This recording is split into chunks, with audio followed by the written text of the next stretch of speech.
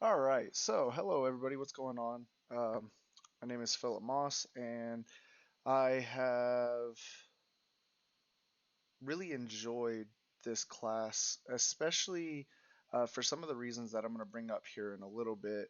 But I'm going to pull up Photoshop and I'm going to go ahead and jump right into this and show this apple with a worm coming out. Now, when I first started drawing, um, with the Wacom, it was probably one of the scariest and most hesitant things that I wanted to do. I didn't have a screen to directly look at, and I couldn't see directly what I was drawing unless I looked at the laptop to view those images. And I've been doing art for a very long time, probably because before I could even walk.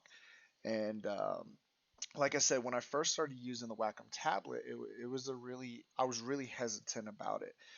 That changed very quickly as I progressed through this class.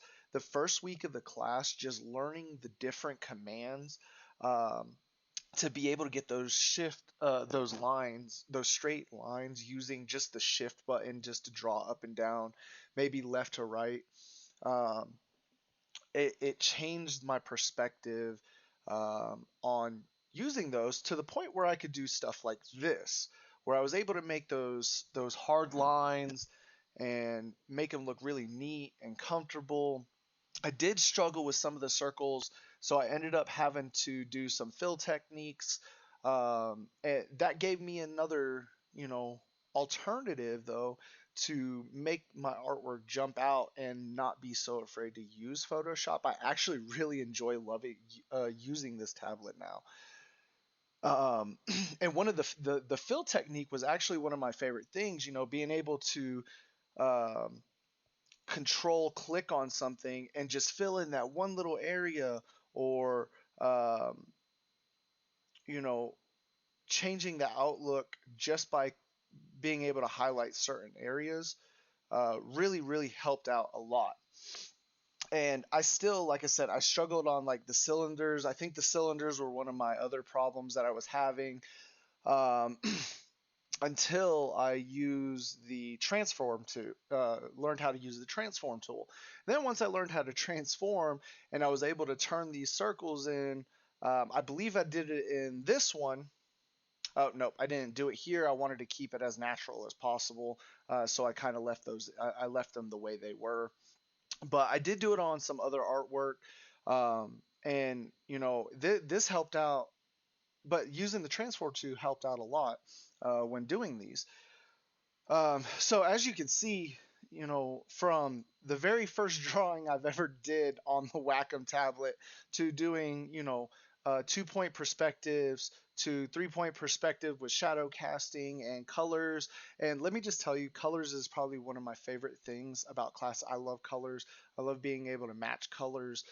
It's probably one of my better aspects of art is being able to match colors up and do them in different scenes and playing with hues and saturations and stuff like that.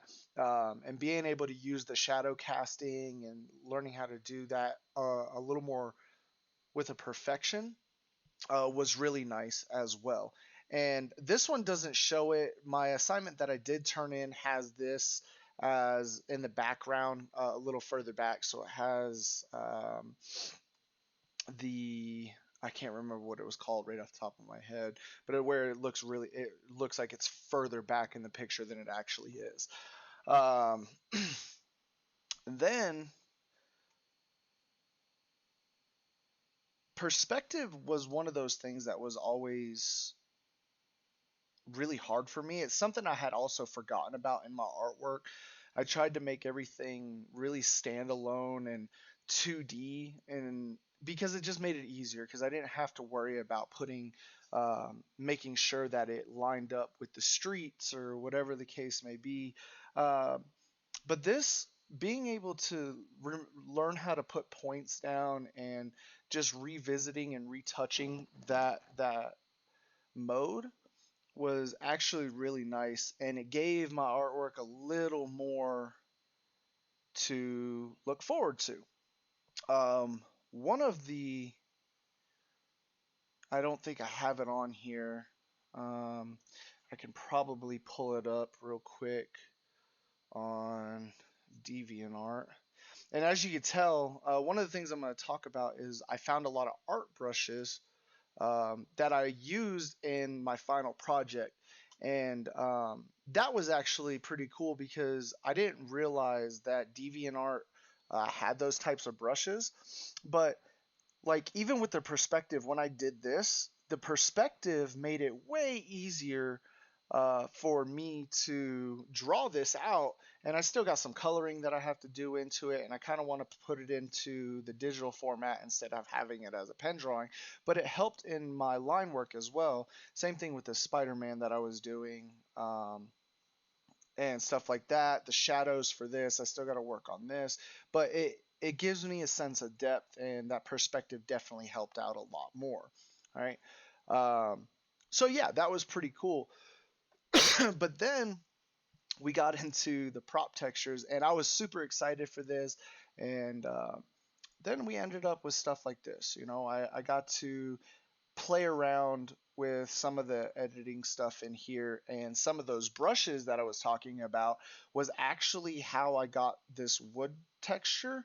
There was actually a specific brush that had it on here.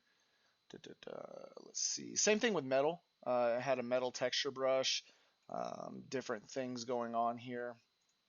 Um, and then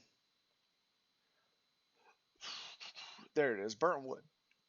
So we had the burnt wood brushes, and I used those, and I don't think, let's see.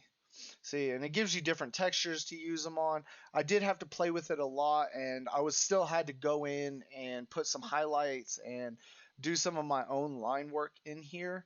Um, but then like the cracks and stuff, I did completely hands on. And the leather, I did the same thing. I used a brush for it, but then I had to go in and darken some spots so that way you can see the textures here. There were some things I had to go in, darken, and then I also had to use an eraser to erase some of that. So like these little highlights and stuff um, were pretty neat. I left the wood grain here and just lightened it because I always remember when using a saw or something to cut wood, you got these really fresh, clean lines. And that's what I wanted with this weapon, was some fresh, clean lines, along with the damage and the battle worn blades, right? Um, and then I'll go into Maya and I'll show you guys what that looked like through Maya. So I honestly, I'm really happy with it. I know there's probably some things that I can definitely work on, especially like right here. I definitely could have put in more depth and gave it some more shadow and lighten these up a little bit to make them really pop. Um, but all in all, I think learning more in the future is what's really going to make this pop out and stand out. And the little spell imbued into the blade to make it that fire,